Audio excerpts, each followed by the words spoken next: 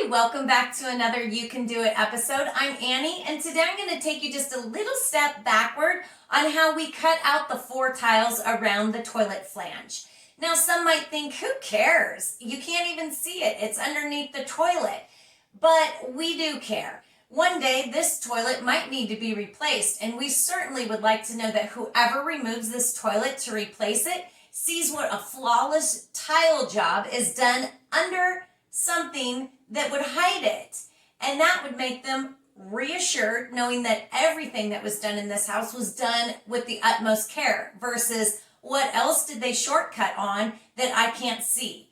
So I'm going to take you on a quick little journey on how you too can cut a perfectly flawless toilet opening for that toilet flange. Come along with me.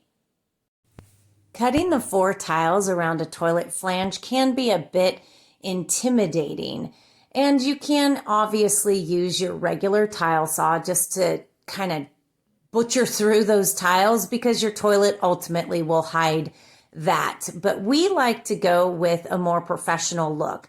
So as you can see, I'm laying out these tiles perfectly patterned with that 1/8" grout line in between the tiles so that I get my spacing just perfect. And then I'm taking a pencil and through the gap of that spacing, I'm noting on every one of those tiles exactly where I can see that toilet flange. It is 7 inches in diameter, which is standard. So I'll use that again when I go to actually cut those tiles out. Of course, in order to make a perfect circle, Chris is going a little overboard and he's using a piece of scrap balsa wood. He's measuring out 3.5 inches from that screw that he put in the center of it, and he's using it like a compass.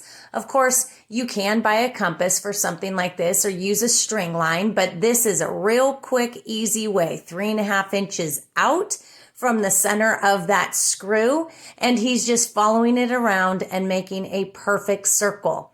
You could use paper, you can use cardboard. In this case, he's using balsa wood, and he's running that right through his scroll saw. I kind of think it's more for the fact that he's got all these fun tools, so he's going to use them. Obviously, if this was a piece of paper, you just need a pair of scissors, and cardboard, maybe a box cutter.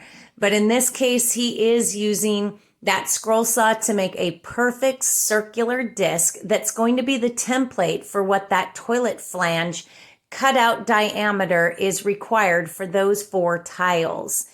After he's finished with that, I take it one last time back to the bathroom and I check it over that toilet flange just to ensure that, in fact, I do have the correct size needed as a template for those 4 tiles. I set those 4 tiles right on top of the floor. Kind of hard to see. It's a little camouflage, but those 4 are right there underneath my disc. And I'm placing that disc right over those markings I made with the pencil so that I can ensure that wherever this disc is placed, it is placed right where I made all those marks that I could see through the 1/8 inch grout gap that I had placed over that toilet flange. And now I'm just going right around that template circle and making a complete circle on those 4 tiles. This is real important because those tiles you would assume could be centered right over the toilet, but in this case they are not. It is totally offset, and some of those tiles barely have anything taken out of them. So after that is completed, Chris will take those 4 tiles and he will cut the circle out of his Milwaukee disc grinder. The disc grinder does have a diamond blade on it for cutting through porcelain tile and stone. It's a real handy tool in this case. So that is the largest section to be cut out, and he is just taking that Milwaukee disc grinder and scoring. And he will repeat that. He will score over and over again until it cuts through. It doesn't take too many passes to cut through, maybe 3 passes, and he's cut through and he's made a perfect cutout where that tile is.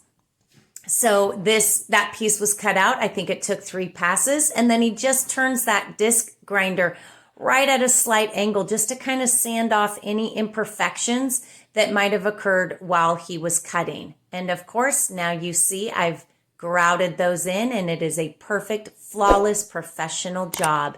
Thanks so much for watching. Be sure to like, subscribe, and hit that bell for all our upcoming videos.